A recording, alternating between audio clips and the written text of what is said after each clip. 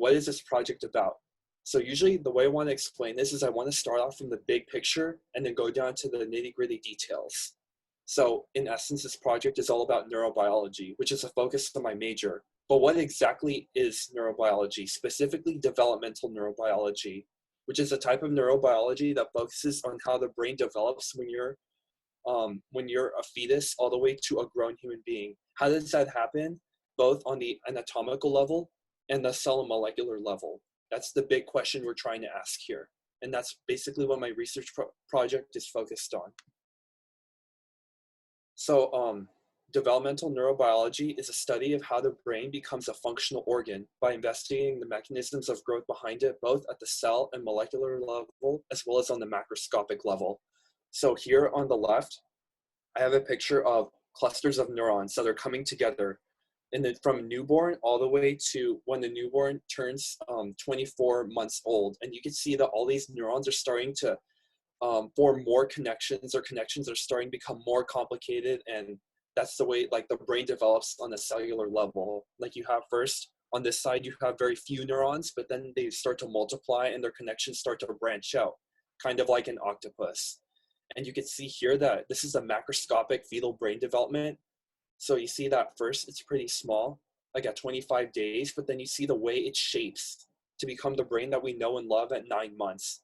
So it's pretty interesting looking at how the brain, it develops both on the cellular level, which is microscopic, and on the anatomical level, which is macroscopic, looking at the big picture. So these two work together to make the brain develop. Okay, so why do we need to study such a field, and why is it important? So knowing how the brain develops at the neuronal level is critical to understanding how neurons aid in the function of the brain. Because after all, if neurons can't develop and connect to each other, there's no way that they can function. So one of the ways in which neuronal connections helps the brain function is through, it helps to carry out specific functions in the specific lobes and regions of the brain. So the frontal lobe, for example, is important in critical thinking, decision-making, and executive functioning. Yet there are other parts of the brain, such as the parietal lobe, which are segmented in order to accommodate for processing sensory information and spatial visualization. And yet even further, the occipital lobe is primarily involved in vision. And the temporal lobe is involved in hearing, language, emotional learning, and memory. So the neurons are able to they're able to separate the parts of the brain into different types of functions, and then they cause the brain to work together in tandem. Okay, so we still want to know why we should still study a field. And another reason why we should study the field of developmental neurobiology is by looking at developmental neurobiology, we're able to understand how the brain forms under normal conditions. That way we can apply the knowledge of those mechanisms in order to investigate the causes behind neurodegenerative diseases. And more importantly, the reason why we want to look behind these causes is so that we can find possible methods of treatment to hopefully repair damaged neurons. So for example, here I have Alzheimer's disease, which shows that the disease is mainly caused by beta amyloid plaques that cause buildups, and they usually tend to degrade the neurons. So we see that Alzheimer's here, you have the normal brain development as would happen in a person, but then someone with Alzheimer's disease would have the brain shrink because there's a loss of connection in the neurons. And the neurons are dying, so the mass would go down. Likewise, we have an image here showing what happens during multiple sclerosis, which is a disease in which the parts of the neuron known as the myelin sheath, which is the protective covering outside the axon of the neuron, gets damaged. And in that way, the neuron is a lot less able to conduct a signal. So these two diseases are an example of which we should be able to study neurobiology at the developmental level. So that way we can probably use these mechanisms and manipulate them to create treatments in the future. Okay, so the question is, what did my project exactly focus on though? I know I already talked a lot about the reasons why we should study developmental neurobiology, but what exactly was my research about? So the question we wanted to answer was, how do neurons know which other neurons to connect to in spite of there being billions and billions of neurons in the brain, because the thing is that neurons have to make very specific connections to other neurons. Otherwise, if that does not happen, things go wrong in the brain. So I brought out this diagram here to better explain what I was trying to convey. So here we have 4 neurons that have not yet connected to each other. Yet the thing is that these neurons have to send signals to each other in order to know where exactly to connect. And the result would be down here, where you get neurons that finally connect to each other and form these little things called synapses, which is the neuronal connections that they use to transmit neurotransmitters and communicate from one neuron to the other neuron. So that was the premise of our study. How exactly does the red neuron know to connect with this yellow neuron? And why doesn't it not connect with the blue neuron, for example? Because there's no reason why the neuron should be stopped from connecting to the blue neuron, if you really think about it. But that's what my study over the summer focused on. So here I want to impress you with the fact that before I mentioned that the neurons, they make billions and billions of connections. And I did say previously that all these connections have to be very specific. And so what I have right here is called a Connectome Mirror, which is actually a computer program. It takes all of the neuronal connections in the brain and it organizes them into all these tiny lines. I'm not too sure if you could follow along with my cursor on the mouse, but you can see these lines out here. They tell you all of these lines represent specific neurons, and you can see that there's just billions of them. And I just want to show you this to impress you with the fact that there really are a massive number of connections, and all of these connections have to be very specific. So it's a huge marvel that the brain is able to make these connections on such a precise level, on such a mass scale. That's just really amazing to me. Okay, so the background. So when I did this study, the model organism we decided to use was a fruit fly. And there were several reasons for that. One is that the fruit fly is able to reproduce very easily. And another reason is because the fruit fly, there's been several papers released that their brains actually behave very similar to that of ours. There's been a paper released saying that when fruit flies are drunk, they actually tend to have similar responses to humans, which is kind of interesting. And so we use the model organism, the fruit fly, in order to study 2 classes of proteins. So these proteins are important in developing those specific connections I was talking about. That's why we wanted to study them. And so the name of these proteins were defective proboscis extension response proteins, abbreviated as DPR proteins. And then we have the second class called DPR interacting partners, which is that they interact with these proteins, as shown in the image right here. So you may ask, why the interesting and funny names? After all, defective proboscis extension response is kind of a mouthful, and that's obviously why they came up with the abbreviation, but why come up with this name? It's kind of weird if you think about it, and that's what I thought too when I first studied these proteins in the lab I was working with. So it turns out that these proteins, they were discovered in a taste reflex study where the proboscis of the fly, and the proboscis is like the little antennae that come out of the fly like that. So the proboscis of the fly, it produced a weird response in which it would turn away whenever it encountered salt for some reason. And that really puzzled the scientists. Like, why would it do that when it encountered salt? And in further investigation, they found that these proteins were actually responsible for causing the connection of the neurons that caused the flies to veer away from salt. So that is why they were named defective, because it caused a defective response. It was not normal. It puzzled the scientists. Proboscis for the antennae, and then extension is like they extend out to reach for the salt. And then the response is like the response they had to the salt, which is pretty interesting. So that's why the name was given. And here we have an example of a specific DIP protein. I'm going to refer to this as DIP, DPR interacting partners, which we have, which are classified into different types of classes. So this is called a DIP alpha protein, which is in pink, interacting with DPR10. And it lives up to the name of being a DPR interacting partner. As you can see, the 2 clearly interacting right here. So for even more background, there are many members, as I mentioned, of both the DPR and the DIP protein family. As you can see right here, there's just a lot of DPR proteins. There's a lot of them, and then a lot of DIP proteins. And each of these proteins, they interact with each other. And this diagram is called an interactome. It shows the different types of interactions that they have had.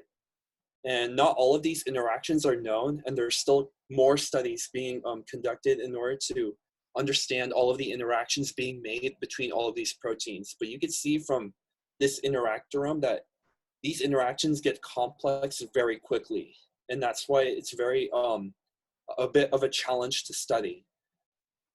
But in our lab, we chose to focus on the interactions between proteins such as DIP alpha, which is shown right here. Oops. DIP alpha, DPR10, and DPR6. And all of these proteins together, these three specifically, they're thought to facilitate connections in the neuromuscular junction, which is shown right here, which is the interaction between a neuron and the muscle. That's what the neuromuscular junction is. So we want to talk about the mechanism, because back then I mentioned that we have these two proteins, right?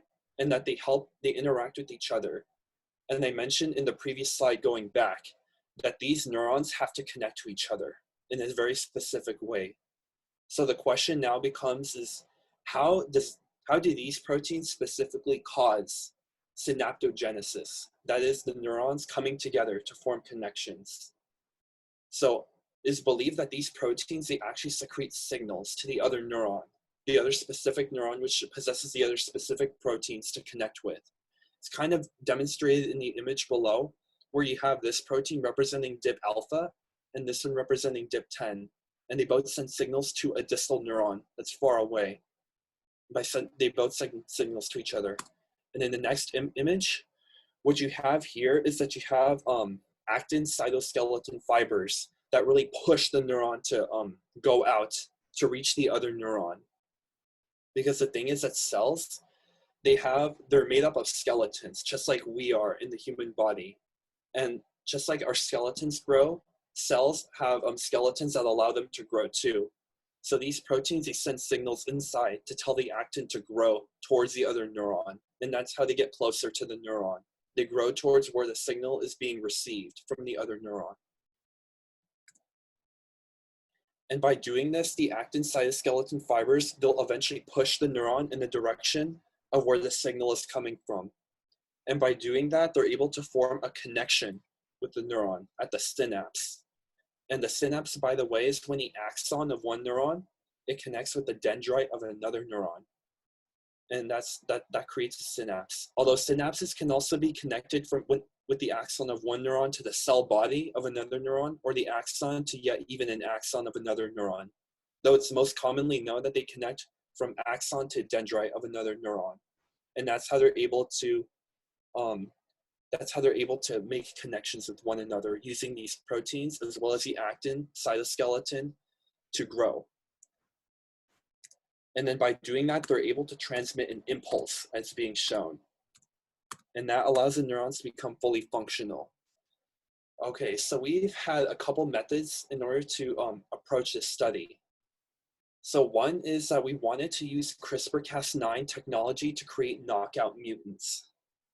And then the second method was that we wanted to visualize where these proteins were being expressed by using a type of immunohistochemistry staining with antibodies. So these were the two main methods we used. I primarily focused on with Xu Hua during the summer, Dr. Xu, my mentor. So I want to talk about CRISPR-Cas9. I'm pretty sure many of you have heard about it before, and it's been very highly publicized. So it's a very novel technology in gene editing, and its usage in human subjects is very controversial. And I'm sure many of you have heard from the press and the media that there was a Chinese scientist named He Jiankui, who was the first person to use the technology on human twin girls who were pseudonymically named Lulu and Nana. So what this scientist here did with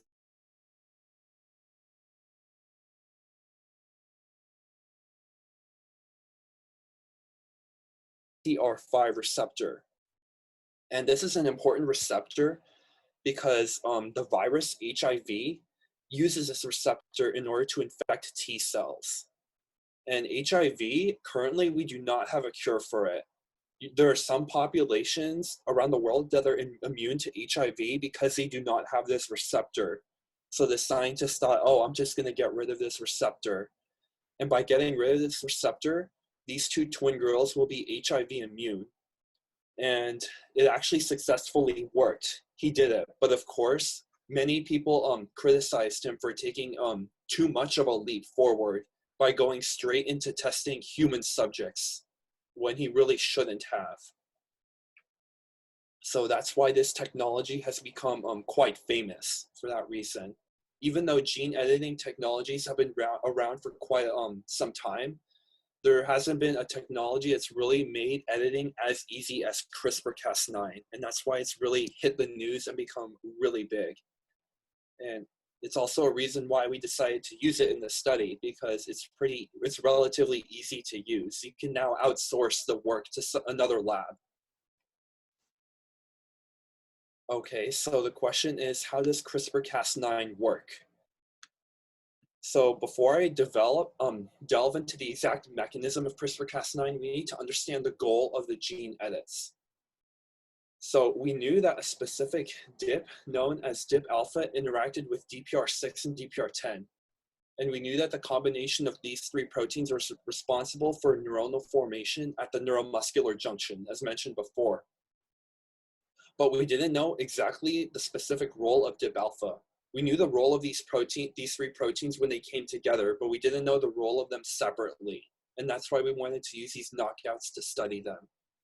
And DIP alpha is shown in pink, by the way. It's the protein that we wanted to study, while DPR10, its interacting partner, is shown in blue. And again, I put the interactinome just to show all these different connections that these proteins make to each other, all of the interactions they can make. It's very complicated.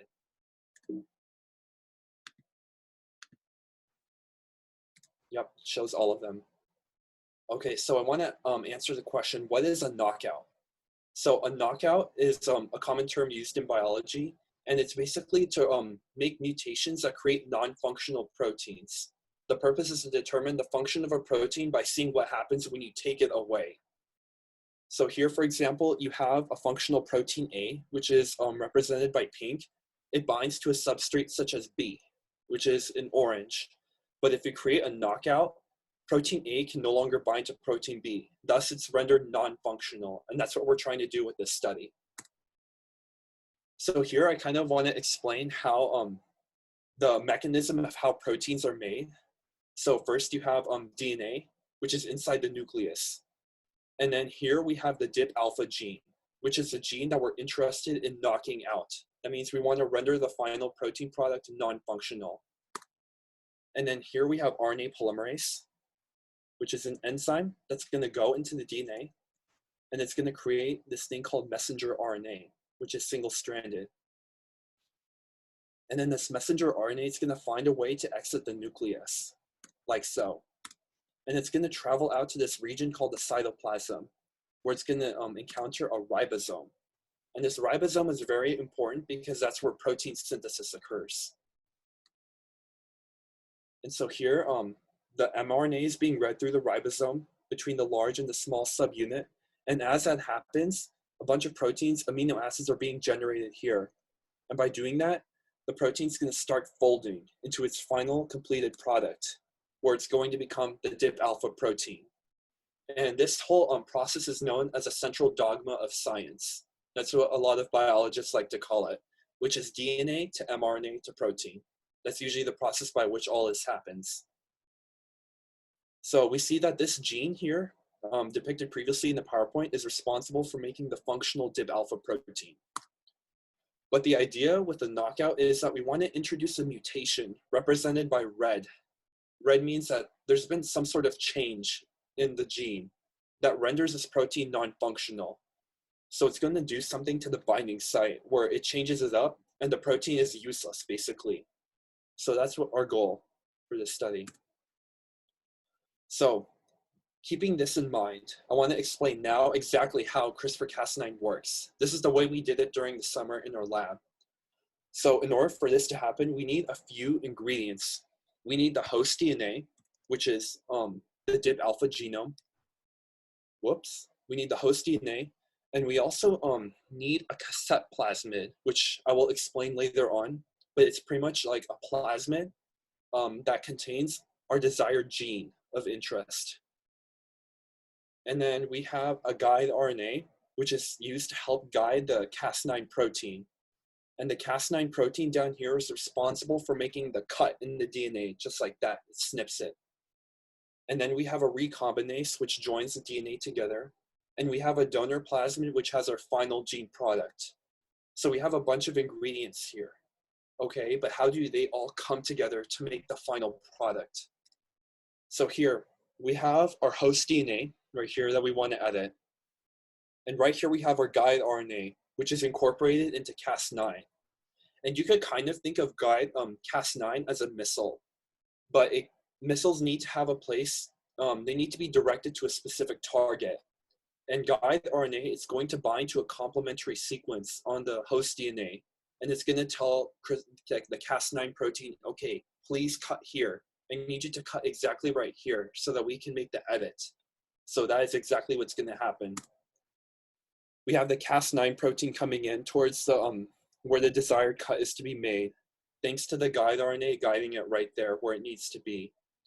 So when that happens, the Cas9 protein is going to recognize a sequence. And once it does, it's going to make the cut using its scissors.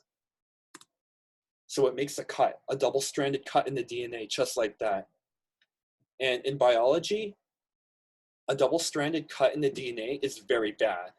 You do not ever want to damage your genetic material, because if you damage your genetic material, you're eventually going to be able to pass it on to your grandchildren. And if you give them that damaged genetic material, that is not good at all for them.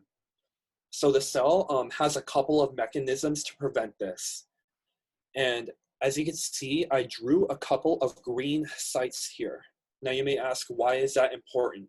Well, these green sites, they actually are recombinant. They're called recombination regions.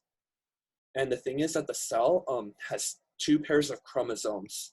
So if like genetic material gets damaged on one chromosome, what the cell is going to do is it's going to use the second chromosome as a backup to pretty much repair its own DNA. It's going to integrate the DNA from that chromosome in order to repair it, which is, I think, is pretty smart. Okay, but what we're going to do with this process is we're going to hijack it. We're going to hijack this repair mechanism. So we come up with these two recombination sites here where the DNA has been damaged, but we manipulate it in such a way where now our donor plasmid is going to have those two sites. And right here we have our desired gene of interest. So what's going to happen is that because the DNA is damaged, it's going to, through these sites, it's going to incorporate this segment of the DNA into the host gene, which is exactly what we want. And the recombinase enzyme is the enzyme that makes it possible for this to happen. It pretty much catalyzes the reaction. So that is exactly what's going to happen, as shown here. We have the DNA now incorporated in. So what we did was we incorporated a cassette genome. This is not our final gene product. It is one of the gene products we want in, but it's not the ultimately the desired one we want in the end. However, we do use the cassette because once we have this DNA, we're going to inject it into a fly. And what's going to happen is that when the flies, they create many generations, they're going to have offspring which have red eyes. And so shown here, we have this gene called I'm going to abbreviate it DS red, because the important part about this gene is that it causes the fly's eyes to turn red. And so this is important because if the fly's eyes do not turn red, you know that this edit was not successful and you will not want to use that fly for your experiment. But if the fly's eyes turn red, you're going to want to take their offspring and use that for the experiment. It's kind of a way of screening to make sure that this test actually worked. So that's why we use this step first. Okay, so once we have a fly that has red eyes, we're going to take out its DNA. And then we're going to have yet another donor plasmid. And we have more recombination sites here where this gene is going to enter in. So this gene right here represents our mutated DIP alpha gene as shown earlier before. And this is the final gene product we want. So we can actually simply do this by injecting the DNA and the plasmid into the new fly embryo. And the interesting thing is that when we did this, the fly embryo already expressed Cas9, and it already expresses a lot of other enzymes needed in order to make this process happen, where it gets incorporated in. So all we really need to do is inject the recombinase into the embryo. And by doing that, it's going to switch in.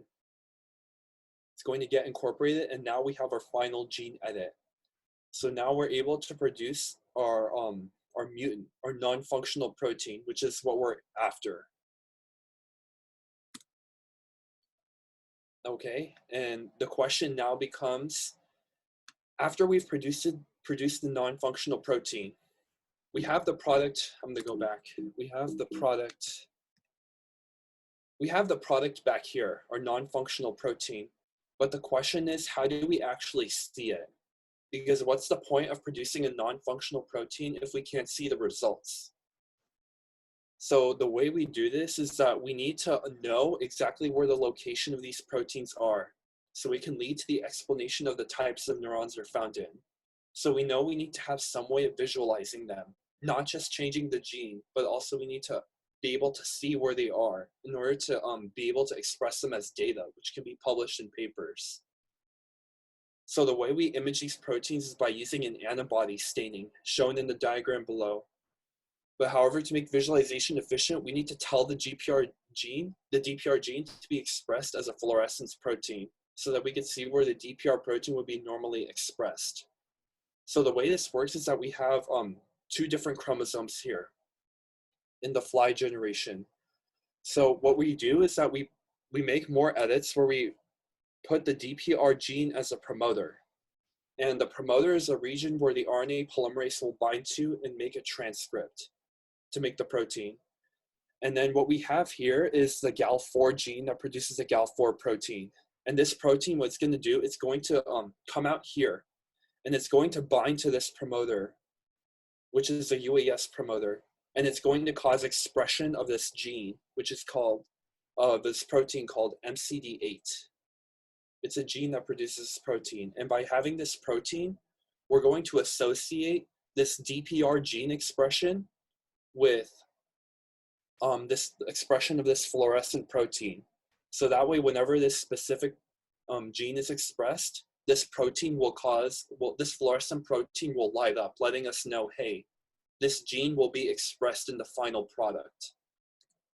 So to explain it further, we have the promoter, and the promoter is where the RNA polymerase will bind to. The RNA polymerase will go to produce the GAL4 protein, which is shown down here. And the GAL4 protein is known as a transcription factor, meaning that it helps RNA polymerase bind down to the DNA. Because you can kind of think of RNA polymerase as a stallion that does not want to get down. But we have to force the RNA polymerase to bind to the promoter, so that way it could build the mRNA needed in order to make the protein. So that's exactly what happens. It goes forward and it produces this protein, the RFP MCD8 protein. That stands for red fluorescence protein. And the keyword here is fluorescence because we want it to glow, showing us the location of where this the gene would normally be expressed. So this is what the results look like after we went through this process. So here we can see that we have DPR10 with this same RFP protein, and you can see mostly it's expressed in the muscles, somewhat outward in the muscles. And we did the same thing with a different type of DPR, which is DPR1. And we see here that it's more in the neurons and more in the backbone. It looks very different than that of DPR10. We were only able to make rough interpretations of where these proteins are located, but we do know that DPR10 is indeed responsible for the neuromuscular junction. As you can see, the muscles of the fly here are highlighted. While for DPR1, it has to do more with the neurons, as you can see more neuron bundles. Same with DPR2. So the reason why we had to convert the DPR gene to fluorescence proteins is so that we could see exactly where these proteins were expressed, as shown in the images below. So as you can see, that's why we did that. All right, so for the next slide, I wanted to show you, this diagram here. It points out where the muscles are located in the fly, just to show you that the first image shows that DPR10 is expressed at the neuromuscular junction. And you can see that the muscles here look very similar to the muscles here. So it's just to let you know, that's what the muscles look like in the fly embryo. And you may be asking, what are these two other stains right here? So here we did a FAST2 staining, which highlights the central nervous system. And then here we did a different type of staining with another chemical known as C115 staining. And what this does is it highlights the pan-neuronal system. And what that means is it's the central nervous system plus the peripheral nervous system, which is the entire nervous system combined. So it really shows you a scope of where DPR1 and 2 is shown here. It shows which parts of the nervous system are being used by these specific proteins. So it kind of narrows down the range of the possible function of these proteins by being able to visualize them. Okay, so we have key takeaways. So studying pathways and proteins like DPRs and DIPs are important to the billions of connections our neurons make in their bodies. And we know that neurons, except those in the olfactory bulb, they can't regenerate for the most part. It's just the nature of neurons. But these proteins can be further studied to look into ways of repairing neurodegenerative diseases like Alzheimer's, as well as nerve trauma, as I mentioned in the beginning. So studying the mechanism of neuronal formation is important. And here are the key references that I have used throughout the summer, as well as during the year, in order to be able to write this presentation, as well as my senior project paper. Thank you so much for attending. Do you have any questions specifically you would like to ask me?